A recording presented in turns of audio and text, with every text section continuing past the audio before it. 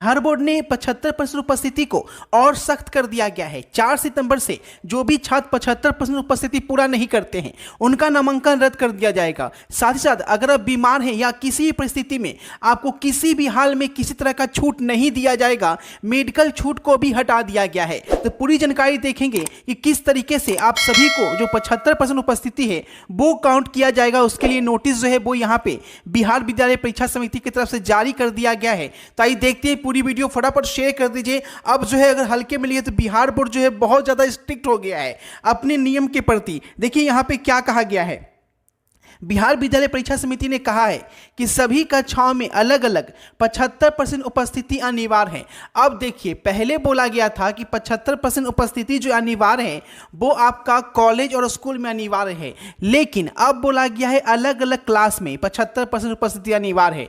यानी अब जितनी भी क्लास हो रही है, अगर 5 क्लास हो रही है तो पांचों क्लास में, ठीक है, पांचों सब्जेक्ट की क्लास में आपकी 75% उपस्थिति काउंट की जाएगी। यानी आप एक क्लास करके आप कॉलेज से चले जाते हैं, उसके कारण भी आपका जो है नामांकन रद्द होगा, परीक्षा में बैठने नहीं दिया जाएगा। अलग अलग सब्जेक्ट में 75% उपस्थिति काउंट की जाएगी। उसके बाद हाल में जो 60% से कम उपस्थिति वाला उम्मीदवार मामलों में केवल चिकित्सा आधार पर उपस्थिति की कमी को माफ करने पर विचार का नोटिस जारी हुआ था, उसे भी रद्द कर दिया गया। बोला गया कि हम किसी भी तरीके से कोई भी छूट नहीं देंगे, है ना, उसे भी रद्द कर दिया है। अब बिहार के जो भी माध्यमिक या उच्च माध्यमिक स्कूल कॉलेज हैं, यानी मैट्रिक इंटर जो भी 9वीं 10वीं 12वीं में पढ़ रहे विद्यार्थियों को कम से कम 75% उपस्थिति अनिवार्य है। 9वीं से लेकर 11वीं 12वीं सभी में वार्षिक परीक्षाओं में उन्हीं विद्यार्थियों को शामिल होने का अनुमति दी जाएगी जिनकी न्यूनतम प्रेजेंटेशन जो है वो आपका 75% रहेगा। बोर्ड के सचिव ने कहा है कि हाल ही में 75% से कम उपस्थिति वाले मामलों में, 60% तक मामलों में, 60% से नीचे के मामलों में छूट के संबंध में कुछ बिंदु का उल्लेख किया गया था, जिसे अब निरस्त कर दिया गया है। अब बिहार बोर्ड जो है किसी भी परिस्थिति में आपको छूट नहीं दिएगा। यानी कि अगर आप 4 सितंबर से अगर आप भी अभी भी यहाँ पे स्कूल कॉलेज नहीं जाते हैं तो आपका जो है काउंटिंग शुरू कर दिया जाएगा।